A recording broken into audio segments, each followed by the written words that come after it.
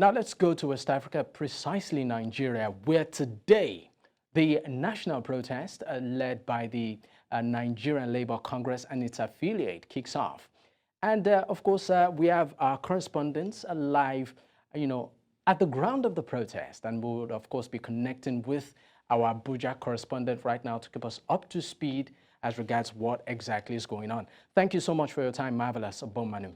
All right, there you have it.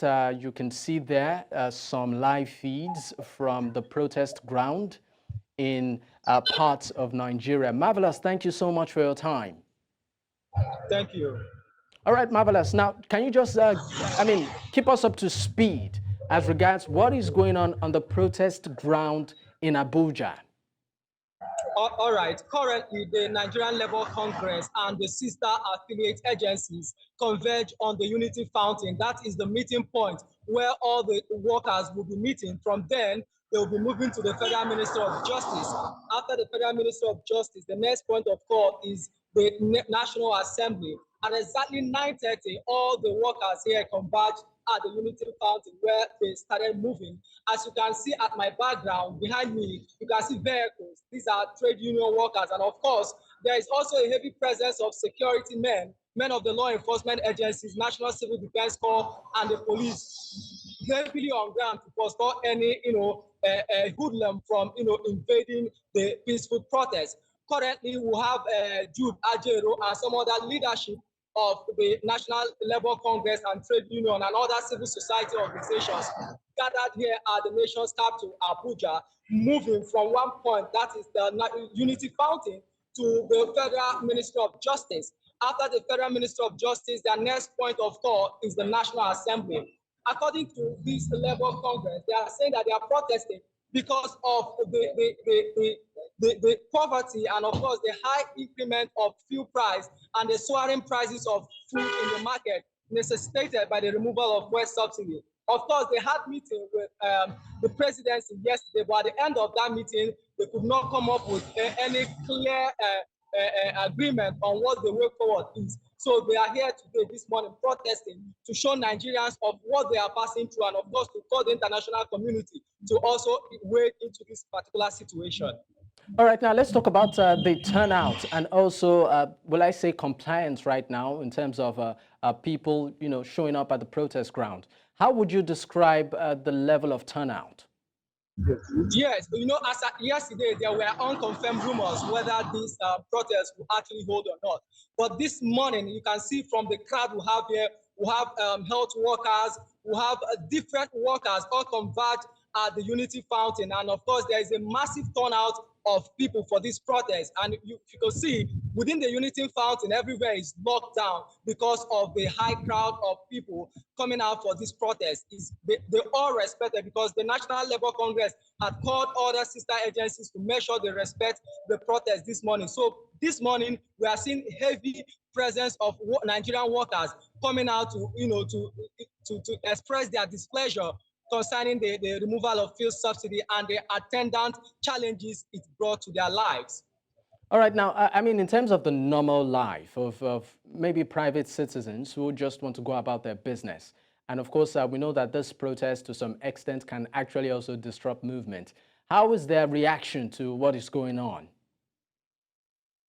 Some of them we spoke to said that even though that it will inconvenience their movement today, but that what the Nigeria Labour Congress are doing is good, and they are also here to protect the ordinary Nigerians. So they are aligned with what the Labour Congress is doing, even though it will disrupt their movement a bit. But then you should also know that the Unity Fountain in Abuja is a secluded area, but within the central business district and other places are open for commuters to follow. They are just maintaining one lane. So far, the traffic flow is also okay. People are moving to, getting to their various working places. All right, now, Marvelous, also, let's talk about security, because we know that the IG, that's the Inspector General of Police, actually did issue some sort of statement saying that if at all any protest would occur, violence must not occur, must not happen. Now, in terms of, we've seen cases where protests of this magnitude at some point tend to be hijacked. Is that looking anywhere, close to something like that happening? Well, of course, the Inspector General of Police has taken proactive measures by making sure that the men of the Nigerian police are heavy in this location to forestall any, hoodlum from attacking or hijacking the protest. Of course, there are also sister agencies like the National Civil Defense Corps and other security agencies here on ground to make sure that, of course, people are moving smoothly. For us journalists, when we came to that Unity Fountain, there were some security checks. They had to see our ID card to make sure that we are pressmen. So anybody entering that place, you're either a Nigerian worker or you're a journalist. So they are heavily on ground to make sure that hoodlums do not hijack the process. All right, marvelous. Now let's look at some of the reasons for this protest. Yesterday or just recently, the president actually did give, address the nation concerning some of these concerns. I mean, he talked about palliatives and monies, being given to sort of cushion the effect, of the current hardship a lot of Nigerians are facing. Some are of the opinion that, after the president's speech, is the protest actually necessary? All right.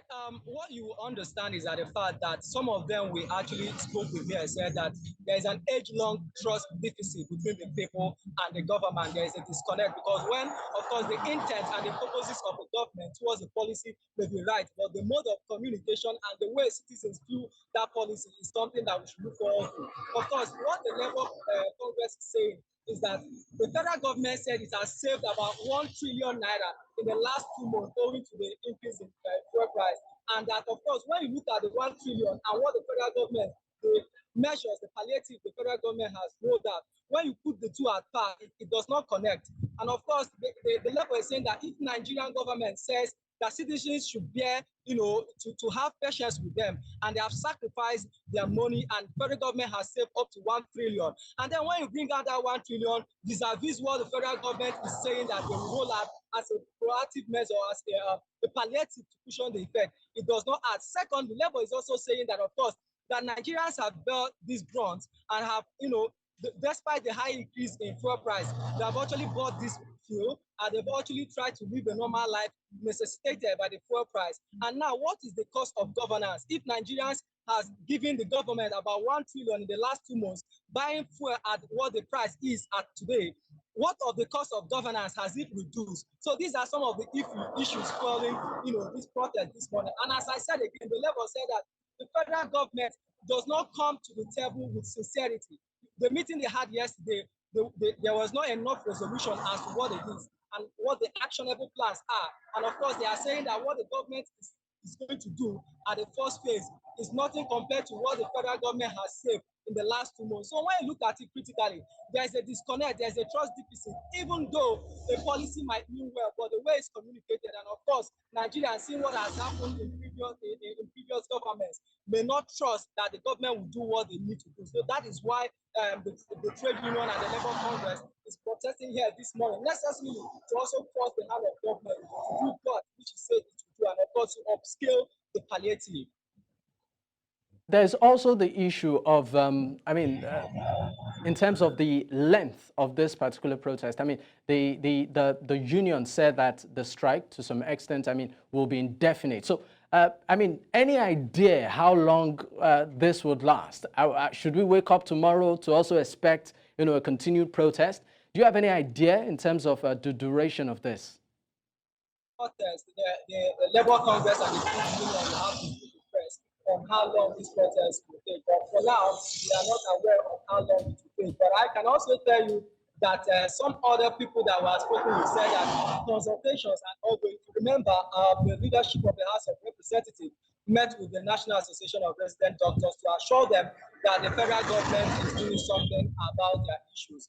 But one thing critical is that some of their demands were agreement entered by the previous government, and some of them, according to them, they said the federal government of Tinubu-led administration were unaware of some of their demands, which were agreements entered into by the previous administration. So consultations are ongoing. While the consultations are ongoing, the Labour Congress are also protesting. So at the end of the day, the Labour Union will have to tell us whether this protest will continue or whether there will be other ongoing consultations at the end of the day. All right, marvelous. Thank you so much for your time. Of course, I would link up much later. All right. I'll keep briefing you as developments unfolds. All right.